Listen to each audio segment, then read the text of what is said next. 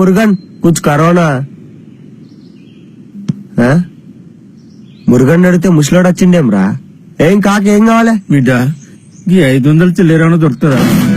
తండ్రికి లేక తడకని పట్టుకుంటే కొడుకొచ్చి కాజలు కావాలన్నాడంట. నీ గోష్లో నాకు గంజి. రాత్రి నుంచి ఏం తినలేదు బిడ్డ. పొద్దుటి నుంచి చిల్లర పెడితే నా దగ్గర లేదంటాను. ఆకలి బాగైతుంది. చాయ్ తాగుదామన్నా చిల్లర లేకుండా పోయింది. కొని ఈ 1000 రూపాయలు తీసుకొని 100 రూపాయలండి. ఇగో 1000 కొందా ఇదా ఇదేదో 100 రూపాయి. ఓ పెద్ద మనిషి గా సంకల్ సంచేంది. పైసలున్నాయి బిడ్డ. ఎన్నున్నాయి? ఏంది 20 లక్షల దాకా ఉన్నాయి. 20 లక్షలా? అన్ని పైసలు సంకలం పెట్టుకుని ఎట్లా తిరుగుతున్నావు కాక? ఎవడైనా కొట్టేసా? ఊకో బిడ్డ, ఎవరు కొట్టేస్తారు? ఊకిత్తనన్నా తీసుకుంటలేరు. ఈ గాడి కర్మగాలు కొట్టేస్తే ఆని బతుకు కాశీకి పోయి కొంగపీ తెచ్చినట్టు ఉంటది. 20 లక్షలు ఆడే నీకు? యాడి వంటి బిడ్డ, దుక్కు దున్ని కష్టపడి సంపాదించిన పైసలు ఇవి. అబ్బా దుక్కి దున్నితే 20 లక్షలా? షోలో ఏమన్నా శామంతి పూలు కనిపిస్తున్నాయా? గట్టంటమైంది బిడ్డ. ఎన్ని కట్టాలు పడ్డా నీకేమెరక? నాకొక్కగానొక్క బిడ్డ. అది బుట్టే వాళ్ళమ్మ చచ్చే.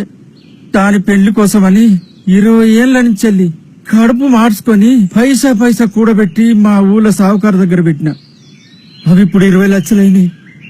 రాత్రి 9 గంటలకు సావుకారు 20 లక్షలు తెచ్చి, ఇగో నీ పైసలు నువ్వు తీసుకో అని ఇచ్చిపోయిండు. నా బిడ్డ టీవీలో చూసి జరిగిందంతా చెప్పే.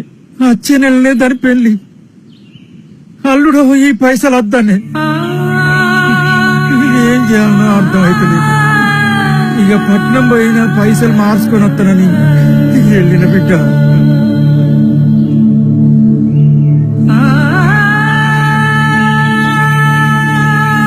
నీ ఒక్కడికే కాదు పెద్దనా, అందరి పరిస్థితికి ఇట్లా ఉంది.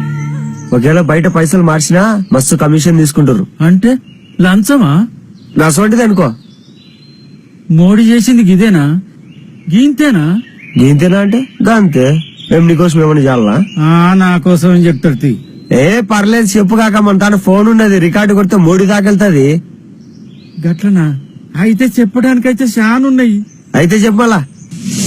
మన దేశానికి రైతే రాజు. రైతుల దగ్గర భూములు తీసుకున్న వాళ్ళంతా పెరిగిపోతాండ్రు.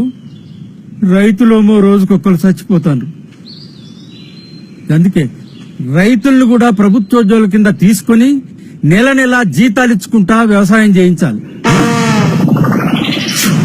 ఏంద్రీడు ఏం పెద్ద మైండ్ ఉండే మాట్లాడుతున్నావు? ఏంది మైండ్ ఉందంటే మసాలా దోశ మొక్కపోడా. చెవులు పెట్టి చెప్పేది నువ్వు.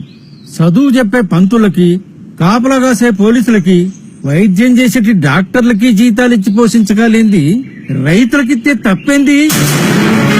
వ్యవసాయం అంటే అందరికీ చీప్ అయిపోయింది. రైతు త్యాగం అందరికీ తెలియాలి. వాళ్ళకు కూడా జీవితం మీద ఆశ కల్పించాలి. అప్పుడుంటది అందరూ డాక్టర్లు, ఇంజనీర్లు, లాయర్లను కాదురా, వ్యవసాయం చేస్తామన్నా.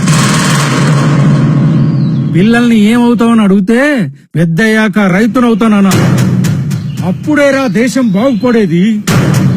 మేరా భారత్ మహాన్, మేరా భారత్ మహాన్. జై హింద్.